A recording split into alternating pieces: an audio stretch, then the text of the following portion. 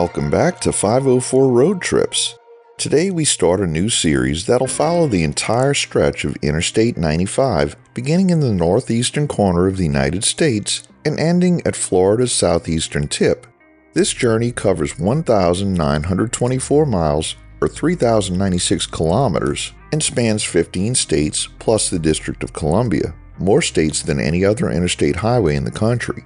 Serving as the main north-south route along the Atlantic coast, I-95 passes through 13 major metropolitan areas. One of the oldest and most significant routes in the interstate highway system, I-95 was initially built by integrating sections of pre-existing toll roads wherever their routes aligned with its planned path. Until 2018, there was a notable gap in the I-95 corridor through central New Jersey, where the Somerset Freeway was never completed. However, on September 22, 2018, a new interchange between the Pennsylvania Turnpike and I-95 closed this gap, rerouting I-95 along the Pearl Harbor Memorial Turnpike extension of the New Jersey Turnpike and creating for the first time an unbroken route from Maine to Florida. As one of the busiest and most densely populated corridors in the United States, I-95 directly serves approximately 110 million people and supports 40% of the nation's gross domestic product. While the interstate touches 96 counties or their equivalents, only 5 of these counties are classified as fully rural, according to the U.S. Census Bureau. Data from the I-95 Corridor Coalition also indicate that this region is over 3 times denser in population than the U.S. average, with a population density comparable to much of Western Europe. So we began at mile 305 in Houlton, Maine, on the southern edge of the Canadian border. The 5 rural counties along I-95 that I just mentioned, well, this is one of them. The population density is low enough to support a 75 mile per hour speed limit. It's probably low enough for an 80 mile per hour speed limit, but they don't do such things outside of Texas and the Great Plains. Once we get into the more populated part of Maine, the speed limit will drop to 70, and later we'll pass through several states with a maximum speed limit of 65. We're in Aroostook County, the largest county by area in Maine, taking up 21% of the state's footprint at 6,828 square miles. Aroostook County is well known for its rich agricultural tradition, especially its extensive potato cultivation, which has long been a cornerstone of the local economy. More recently, Aroostook has also become an emerging hub for wind energy, contributing to Maine's renewable energy sector with several wind farms capitalizing on the area's open landscapes. The county also has a distinctive cultural heritage. In the northern part of Aroostook, specifically in the St. John Valley along the Canadian border with Madawaska County, New Brunswick, Acadian culture thrives. Many residents in this area are bilingual, speaking both English and Acadian French, which reflects the deep-rooted Acadian traditions on both sides of the border. In other parts of Maine where French is spoken, it is more often the New England French dialect, which differs from the Acadian variety unique to the St. John Valley. We're now in the town of Ludlow, one of the many that we'll pass through in Maine. Maine is divided up into towns equivalent to civil townships found in some other states. Ludlow has a population of 434 as of the 2020 census. Our elevation here is approximately 830 feet above sea level. A fictional version of Ludlow was the setting for the Stephen King novel Pet Sematary and its film adaptation.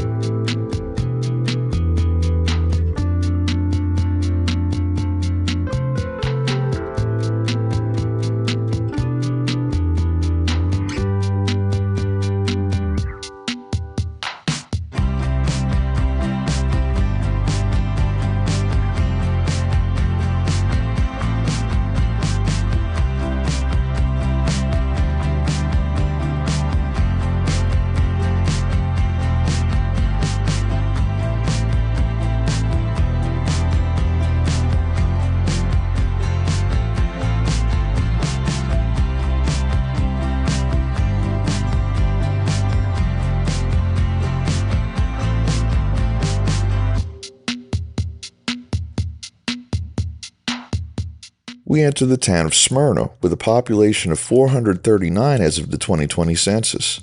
Smyrna has an Amish community that began in 1996 as part of Elmo Stoll's Christian communities, which included members from Amish, other plain backgrounds, and even some without a plain background. Plain backgrounds referring to the plainness of dress and appearance and abstaining from the use of modern technology. After Stoll's death in 1998, many left, and the remaining members aligned with the Old Order Amish in Michigan. Known for being open to outsiders, the Smyrna Amish hold church services mostly in English and keep close ties with other Amish groups in Maine. Unlike most Amish, Smyrna men wear both mustaches and long beards, a reflection of their origins. By 2005, the community had about 100 members.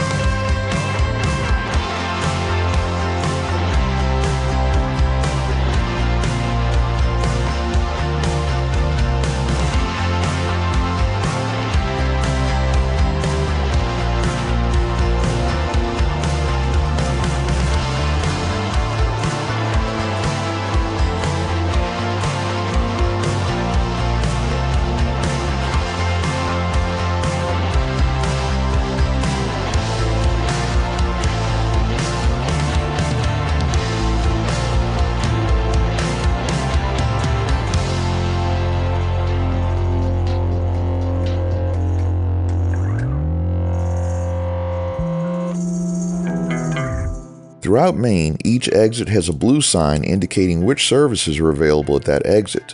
These services include gasoline, diesel fuel, food, lodging, hospitals, camping, and payphone, although the frequency of that payphone symbol seems dubious in this century.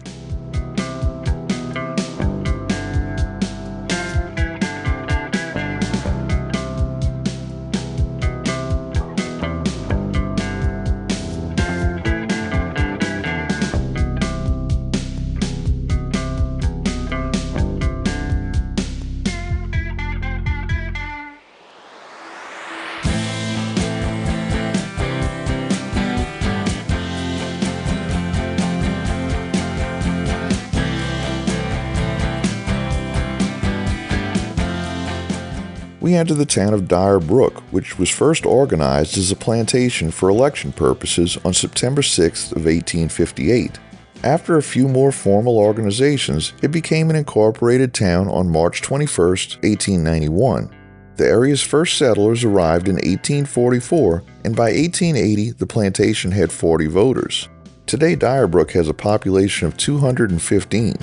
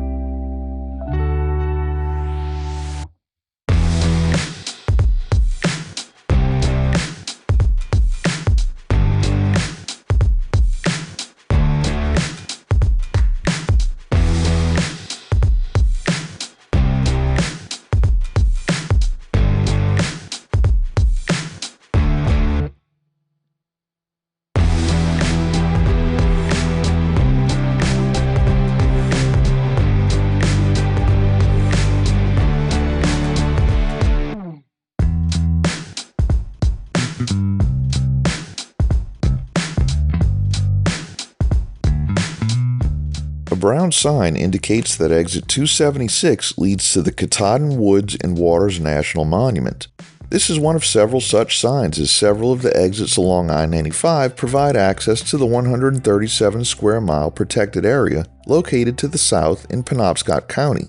In 2001, Roxanne Quimby, co-founder of Burt's Bees, began buying land near Baxter State Park, initially hoping to create a national park.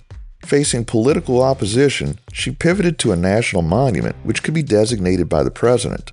On August 23, 2016, her foundation donated 87,563 acres plus $40 million in funding to the federal government. The next day, then President Obama proclaimed it the Katahdin Woods and Waters National Monument just in time for the National Park Service's centennial.